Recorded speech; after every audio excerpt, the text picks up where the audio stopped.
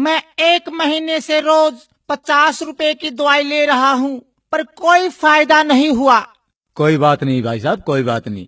कल से मैं तुम्हें 40 रुपए की दवाई दूंगा, 10 रुपए का फायदा होगा। ठीक है, पर डॉक्टर साहब एक बात बताओ, मेरे को तो खांसी थी, फिर आपने मोशन लगने वाली दवाई क्यों दे दी?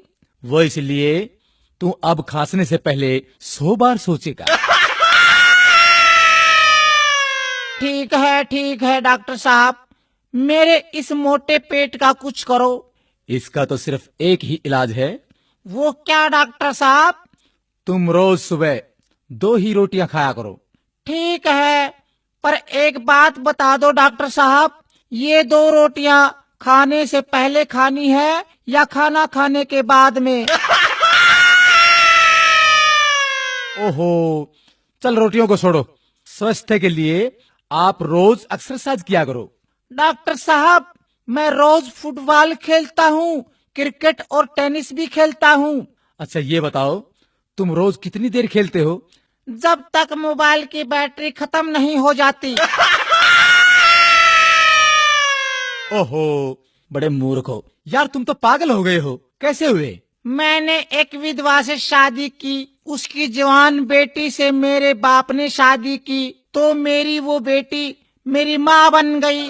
उसके घर बेटी हुई तो वह मेरी बहन हुई, मगर मैं उसकी नानी का शौहर था, इसलिए वह मेरी नवासी भी हुई। इसी तरह मेरा बेटा अपनी दादी का भाई बन गया, और मैं अपने बेटे का भांजा, और मेरा बाप मेरा दामाद बन गया, और मेरा बेटा अपने दादा का साला बन गया। और अबे चुप कर, मुझे भी पागल करेगा क्या? लो ये मैं दवाई लिखता हूँ। डॉक्टर साहब दवाई जरूर लिखो, लेकिन कड़वी मत लिखना। अरे चुप कर बैठ। डॉक्टर साहब दवाई जरूर लिख दो, पर कड़वी मत लिखना। मैं तेरी खातिर 1 किलो जलेबी लिख दूं? बैठ जा, ज्यादा मत बोल।